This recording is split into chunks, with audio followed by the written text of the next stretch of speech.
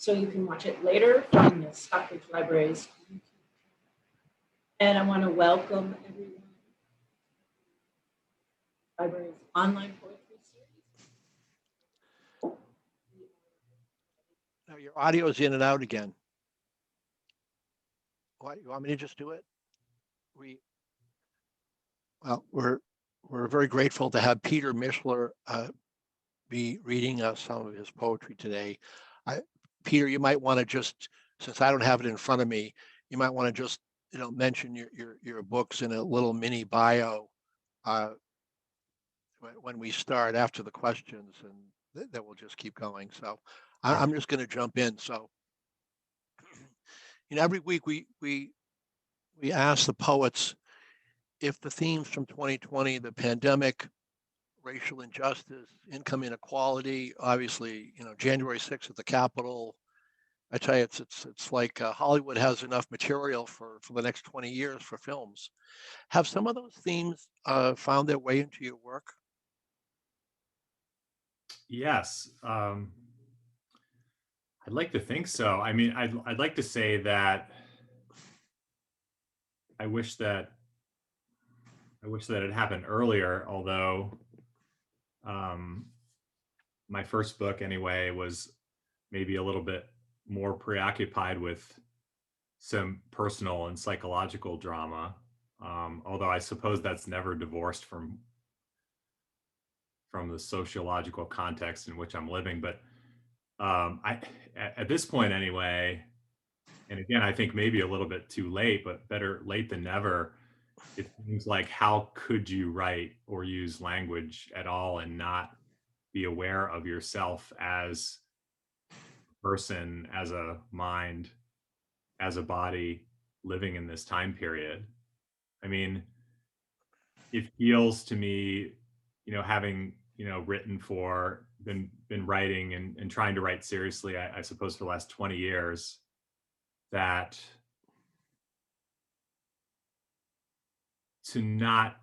it's often made me think that what is the urgency behind my reason for making poems?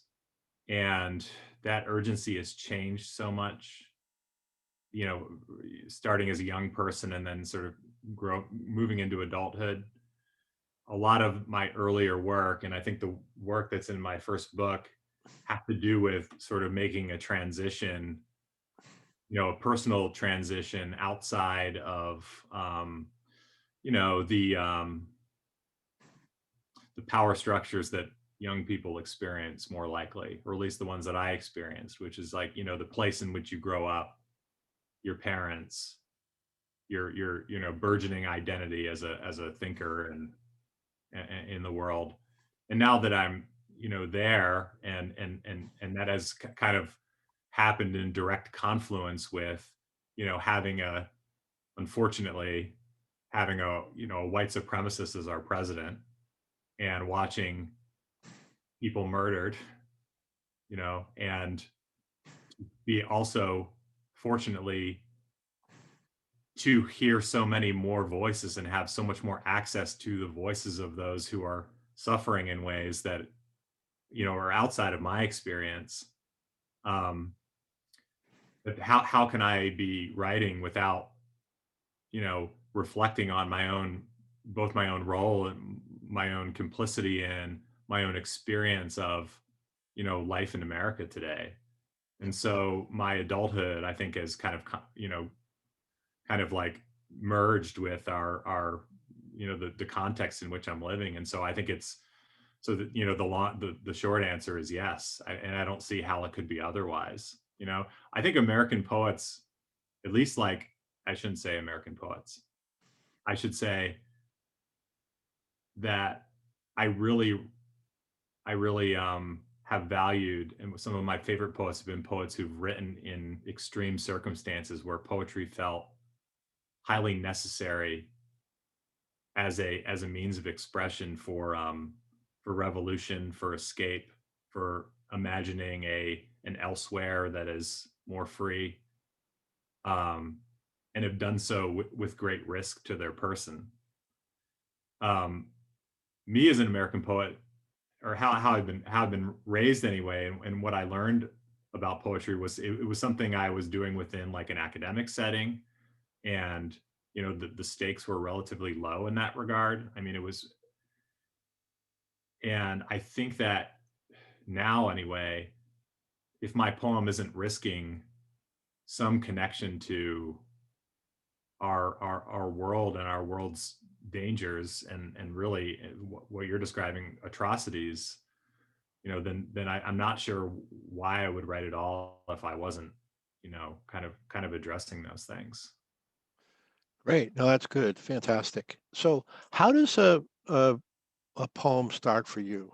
What triggers the writing experience? Right.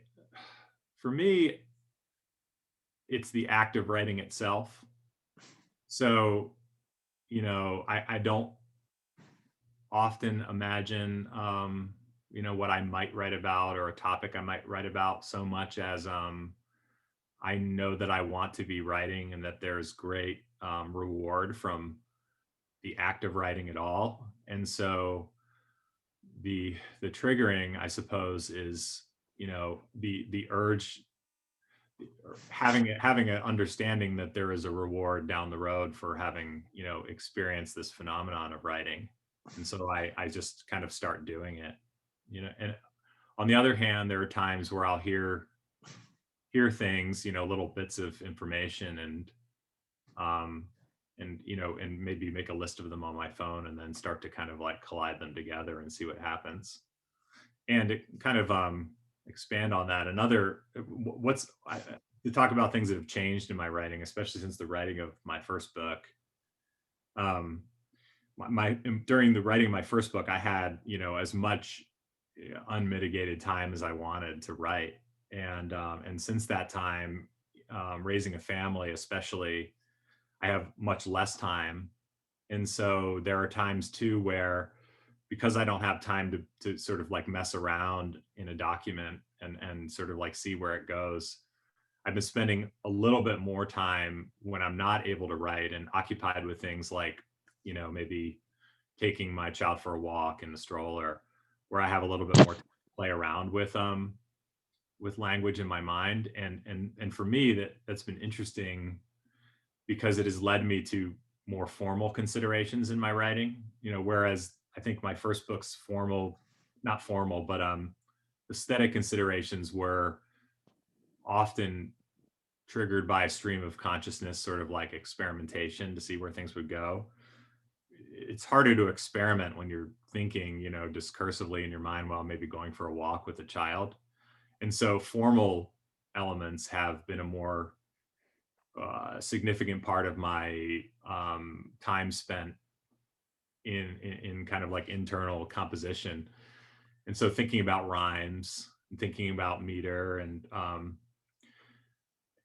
finding that activity to be a kind of poetic production that I can enjoy while I'm doing something else, because I have to be doing something else other than sitting and writing. And so there's that too. There's this sort of new way that I'm doing things, which is to, think of a word and start to develop some rhymes and see if some lines are composed that way, as opposed to this maybe more surrealist procedural approach, which was the experimenting that I did with my first book. That's great. That was a good, two different approaches. Very good. Right. So I think every poet has shared with us that, most poems are really never done. They're just sitting on the side, maybe waiting to be picked up and relooked at. So is there a way that when a poem is finished for you? That's a good question. I think for me, because I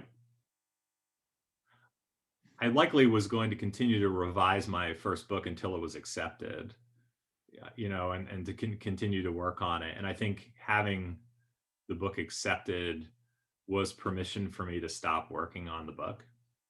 And so, as far as individual poems are concerned, I can speak to that in a minute, but I think taking the bulk of all of the poems and looking through them and continuing to revise them, I feel like I would have probably never stopped revising and tinkering and maybe even removing poems.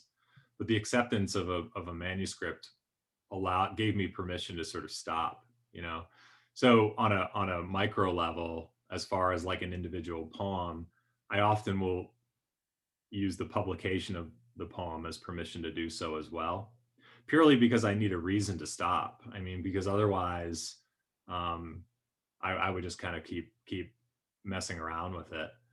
But I suppose another perspective on that um, is that there are times when I'd rather move on to a new poem and enact maybe the shortcomings of the previous poem with new material, so to speak.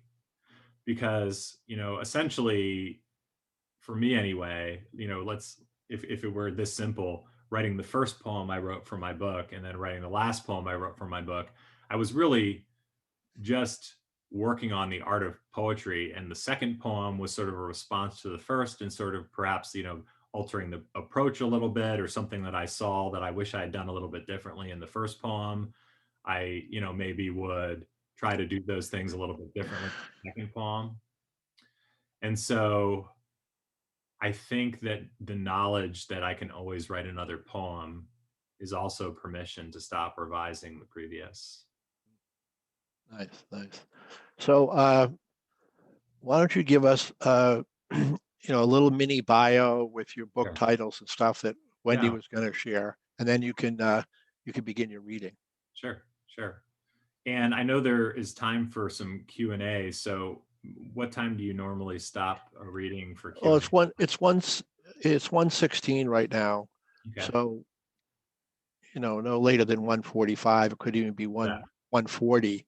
Okay. And you know, listen, sometimes you know, people give context around their work either before or after they read it.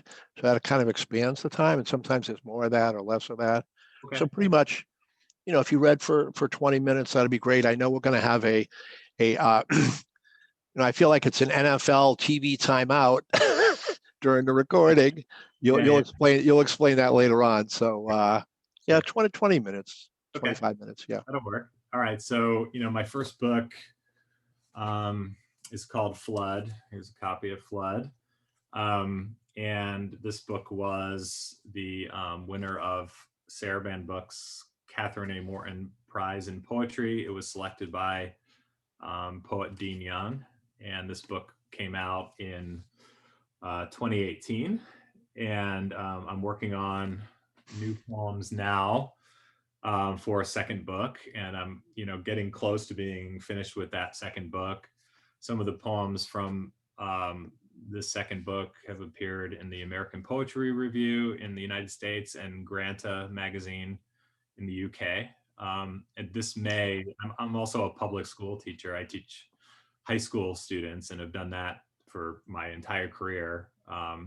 And I have a book forthcoming in May, which is a book of reflections and meditations on my public school teaching experience, which is called For All You Do. And that book will be available in May and is published by Andrews McMeel Universal and distributed by Simon & Schuster.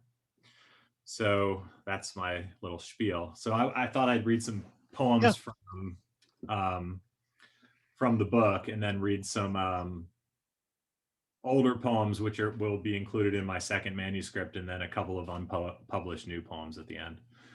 And I hope that the poems I read at the end will be sort of related to that first question you asked me, John, about our, you know, political and cultural climate and the way I've tried to respond as a poet. No, so I thought I would start by reading the last poem in Flood, which is called Little Tom Daker in Heaven. And you were talking about contextual information about the poems. Little Tom Daker is the name of a character in a William Blake poem. Little Tom Daker is a chimney sweep who imagines himself after death in a kind of paradise free from the indenture of chimney sweeping work as a as an orphaned child. And so here he is in this poem, this last poem in the book, looking down, say, so those poems are from the 18th century. So looking down maybe, 280 years later, 260 some years later at our culture today. So, or our world today. So this is called Little Tom Daker in Heaven. And it's the last poem in Flood. Little Tom Daker in Heaven. And through my tears in the hereafter, I see my tears received below, on the arched back of a chief of staff, dragging his skiff behind him and wandering the incorporated limits in his suit the color of underground lakes.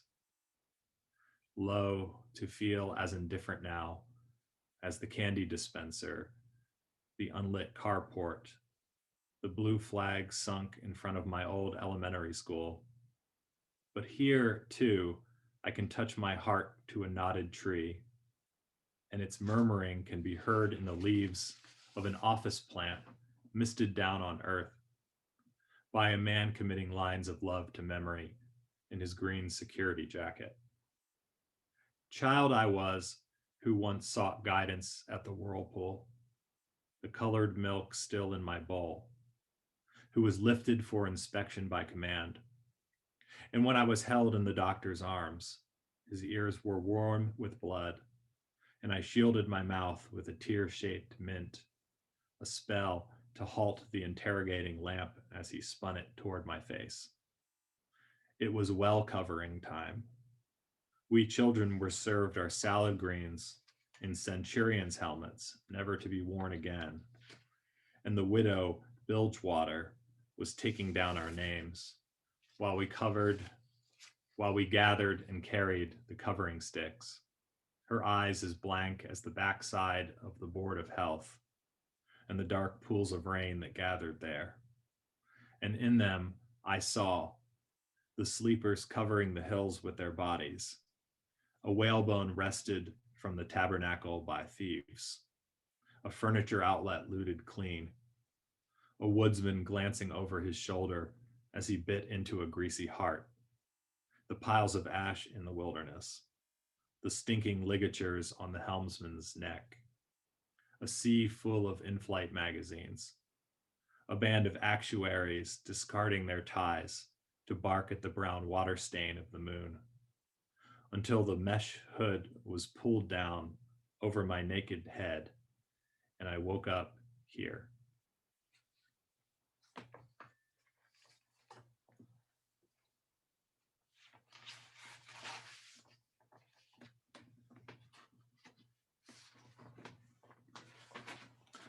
This next poem, I'm reading them in reverse. This is one of the second to last poems.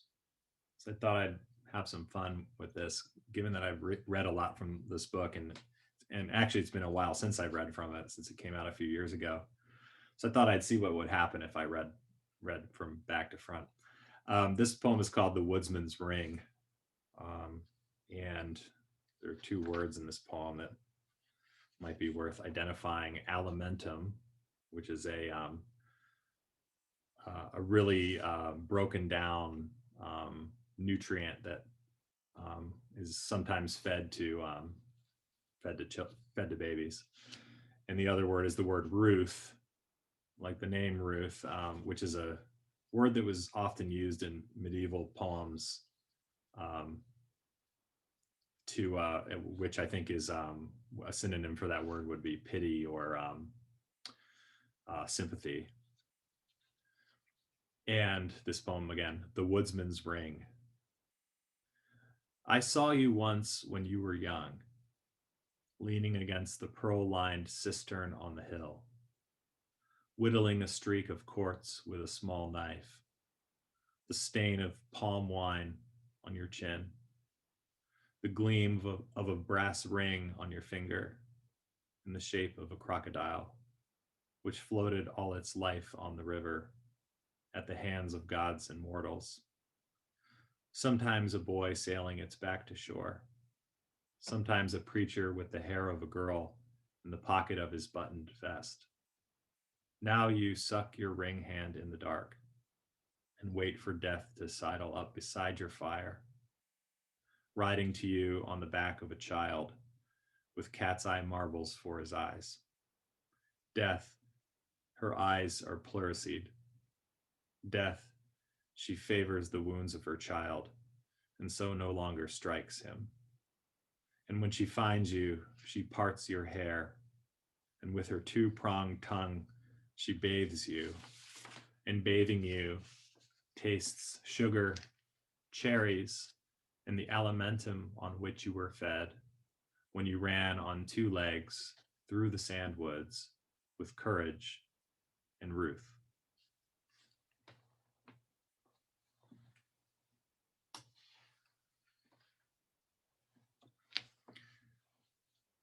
This poem is called Head in the Orchard. Why the boatsman spared me, I do not know. He stood above me on the overpass without a word, his eyes downcast and clear. His wreath of sawgrass hung around his neck. This in the time of the orchard full of fruit. I looked at him, a worm within my feasting, squinting through the scouring light. And while we did not break our stares, my blind hand shook behind me as I searched my satchel for the axe. I freed its knot and smelled the outbreath of the sap and sunlight on the blade within, then cinched the cord again, that scent now wasted on the world. I spared him too.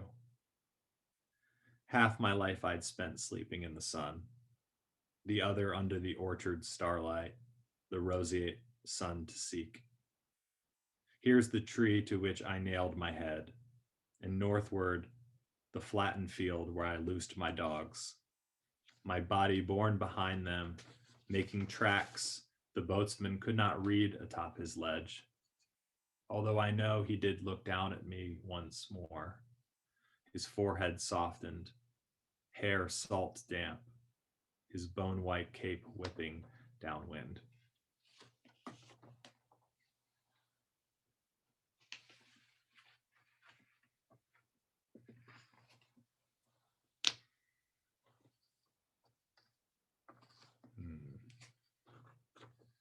I'll read one more from the book. And actually, I think the right one to read is, it's so nice to do these Zoom readings because you can really spread out your work and have some more options than you feel like you can when you're at a podium. So this is Boy Rowing Asleep.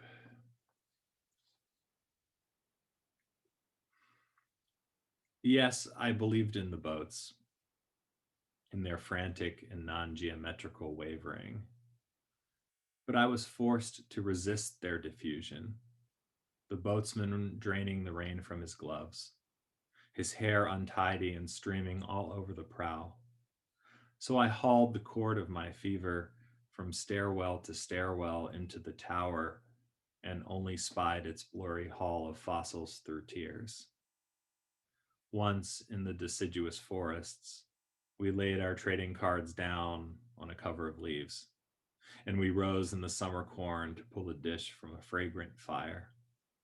This was before the flows, before the maze of sleep, and learning to make the compass shape in bed with our hands. Yes, I believed in the boats, but I was willed to life in this tall citadel where I sat in soot like a rose beneath glass. And nightly, asleep in my unswept space, I rescued myself, sent a braid of my hair through the keyhole and followed it down to the banks and into the seat of my waiting skiff, the tin of its oarlocks shivering, and I bandied with the clueless stars. The madrigal singers were fording the rivers in gowns, and I toasted to a totalness, and so fled the ministry alone.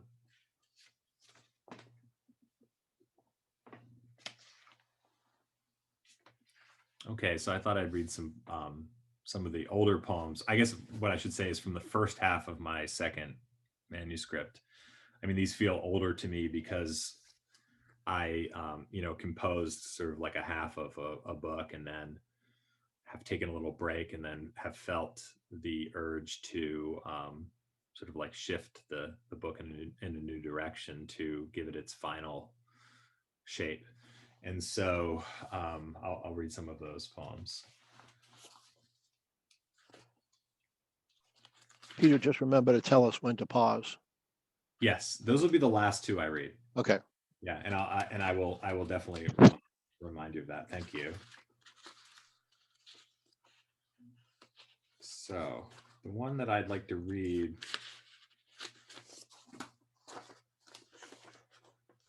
is sort of a longer narrative that I really enjoy reading, and it is called Children in Tactical Gear.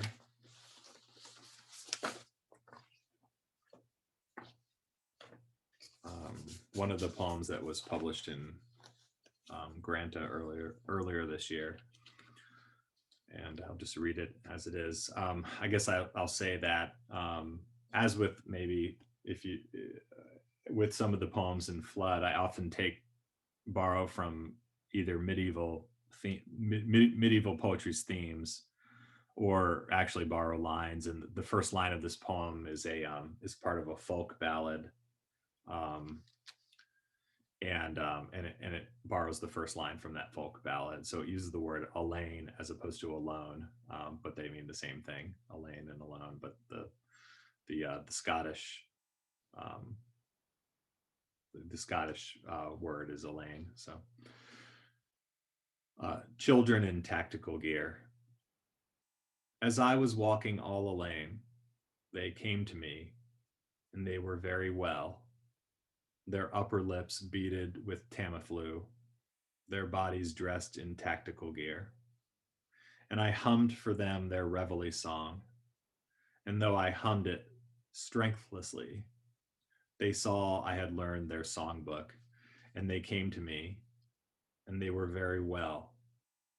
And they showed me their woods, where one of them carried a pillow on which a bullet lay, in which he shepherded toward a mountain of colorful plastic, high density plastic, a veil between their world and their heaven. And we watched from a safe distance so as not to jeopard our persons. And we could see the bullet as it rode was practicing mindfulness, and the bullet was very well, and in its mindfulness regarded itself as a layered, delicate, folded thing, like the whirl of the cabbage rose. And the bullet on its pillow traveled closer and closer to the mountain, beyond which nothing could be seen or heard. And when the pillow struck it, the bullet fell backward into the earth, and the child placed it on the pillow again and carried it back through the woods to begin the journey once more. But now they said, let us go to the surf.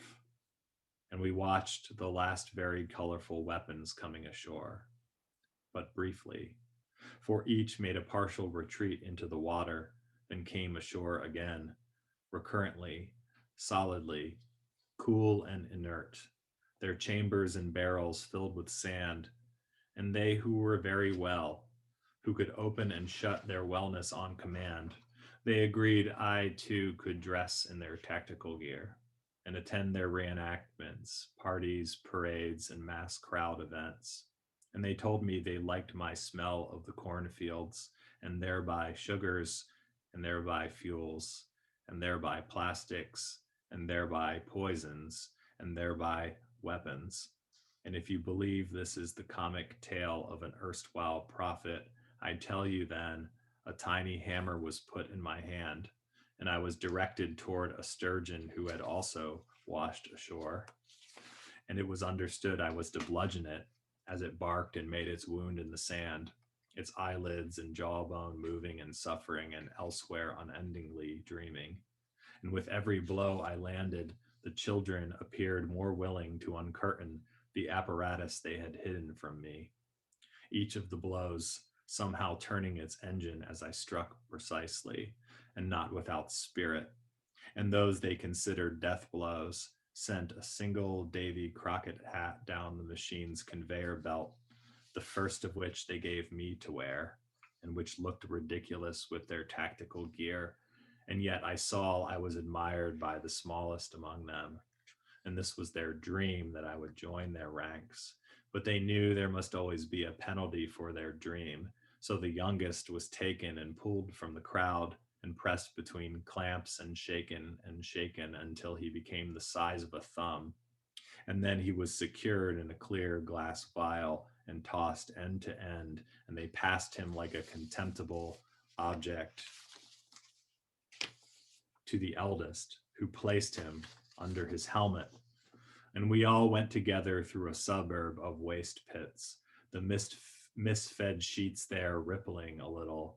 And the child in the vial seemed to wave at this world, waving shyly, and did not stop laughing, for being tossed back and forth was a pleasure for him. And we came to a large soy field, and at its middle a steel centrifuge, and the child was inserted, and laughing was spun inside it until he was dead. And it was explained by the tallest among them, his loss would provide a fresh new wellness for each of us. And the numbers were run, and the data was pulled, and then it was printed, and I was chosen to read from the green two-dimensional graphs and pies.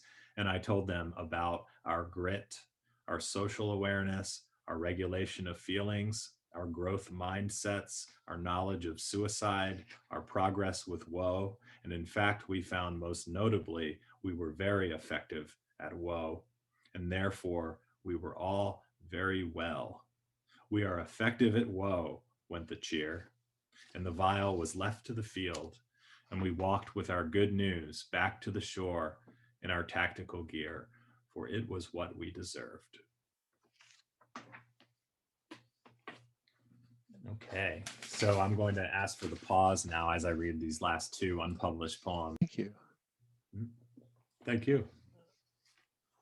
So, Wendy, should we have some Q&A? Absolutely. And Peter, thank you so much for that. Absolutely fantastic.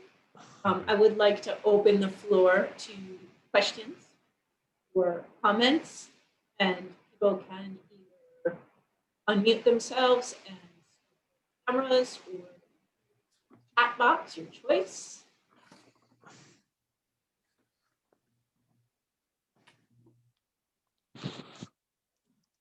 Videos if they would like to. Oh. Everyone? Yeah, I think Peter, I'll start, and I'm saying this in a lovingly way, but there's like a little Tim Burton aspect to your poetry. There's a real strong visual. I feel like I need I don't know what to say. It's almost like I need some. I'm conjuring visual images from your words, very dramatically, and I'm trying to like sync them all in my mind. So I don't know if I'm saying that the right way, but it was provocative for me. So thank you, John. Thank you.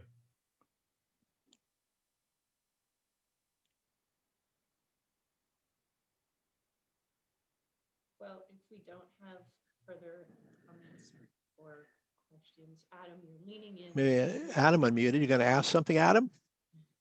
Yeah, I just wanted to ask Peter about, you talked a little bit about your first book, and you talked about these more recent poems that you just read as being part of a new book. And I wonder if you could talk about maybe what you learned from the first book, that process of putting them together, and how that's sort of informing the way you think about these poems, you know, going together, or how you're going to organize them. You sort of talked about the order in which you wrote the poems in the first book, and I wonder what, how that first process has maybe informed the way you're approaching this book.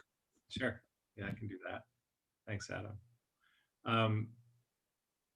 I have been far less precious about collecting the book, which has been a big relief for me.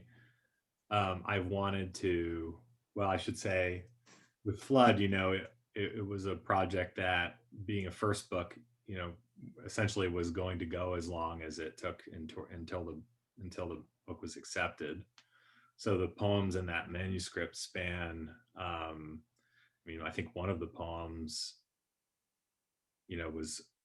is 10 years older than the book, although I, and probably wrote more of the poems closer to the acceptance of the manuscript because I was continuously removing weaker poems in favor of ones that I thought were stronger, or at least I thought so at the time.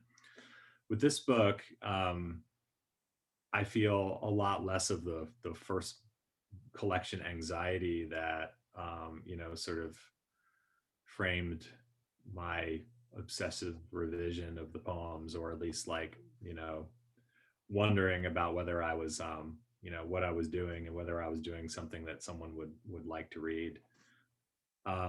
With these poems, I feel more confident in my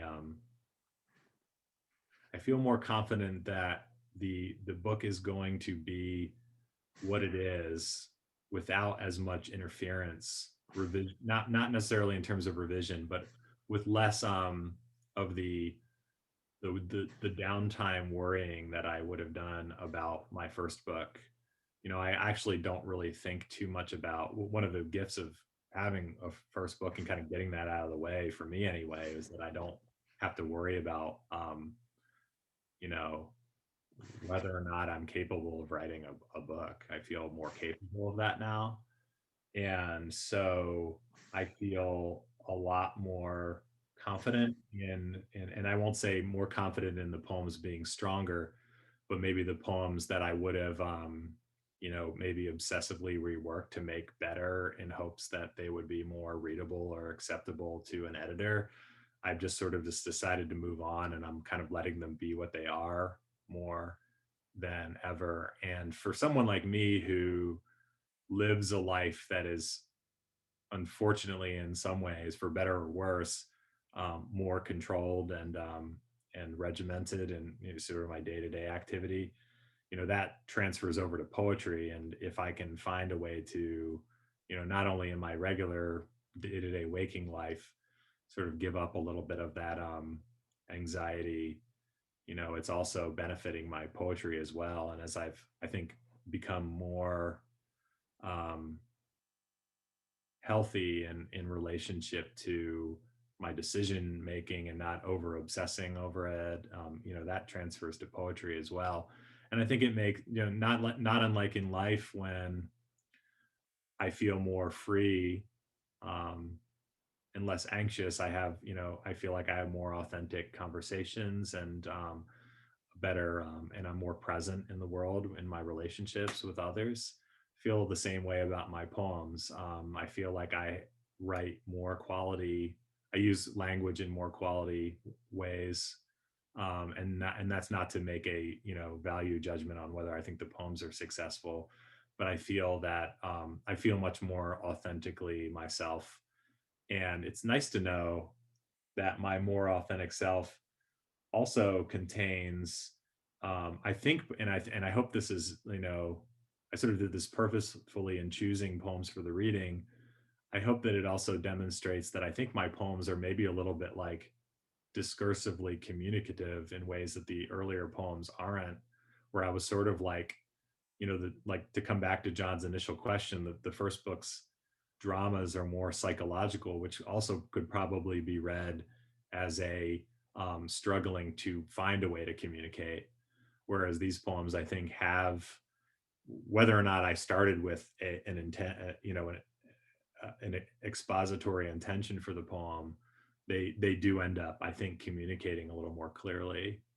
And that may also be that, in my first book, being a book that's, I think, highly influenced by, movement surrealism, I perform the book often, and I mostly, in a lot of cases, poems that are both surrealist and concerned with one's, interiority aren't always great for performance, and you often get a lot of, well, that was interesting, kind of comments about the work. Whereas, these poems that I've read, the response is different. And that's not to say that I would favor one of those ways of writing over another, because I think they've both been necessary for me. But it is definitely nice to to get a different kind of response, or maybe like a response that's more tied to the poem's relevance socially. And so that's been enjoyable, and has helped me to feel like I'm, not embarking on a sequel, but on sort of a new vision. So anyhow, Adam, thank you. So Peter, tell us about I'm intrigued by the meditations on high school. Oh yeah.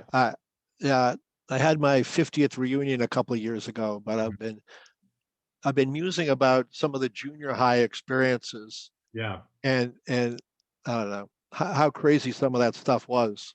Right. And so I'd be interested in maybe you could tell us a little bit more about what that book is going to be about.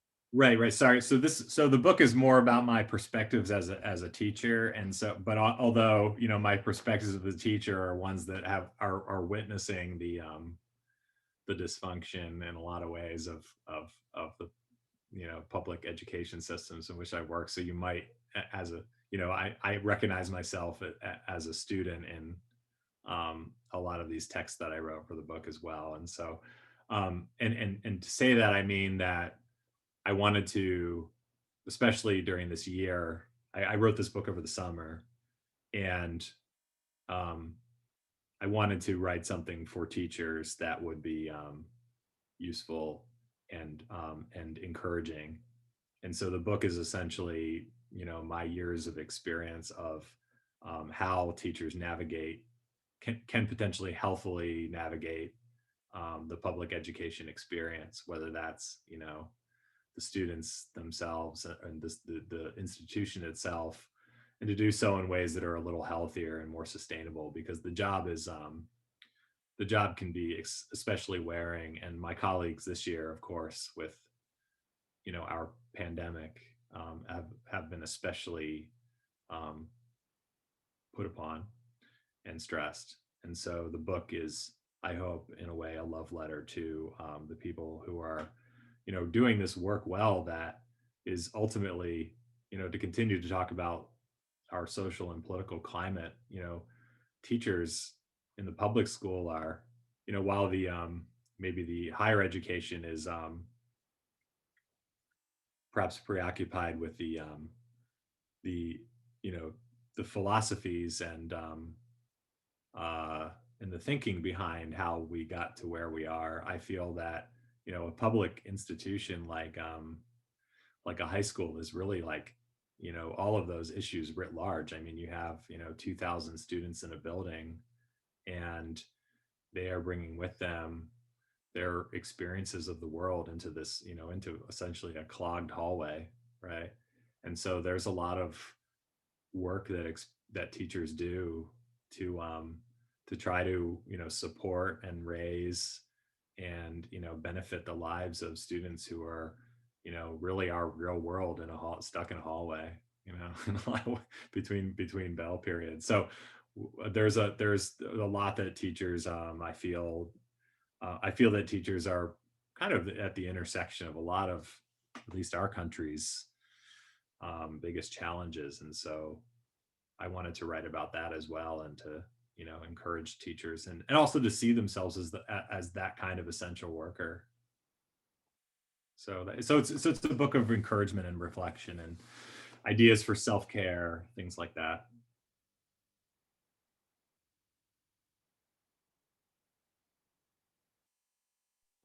No, thank you. That was a good explanation. Sure.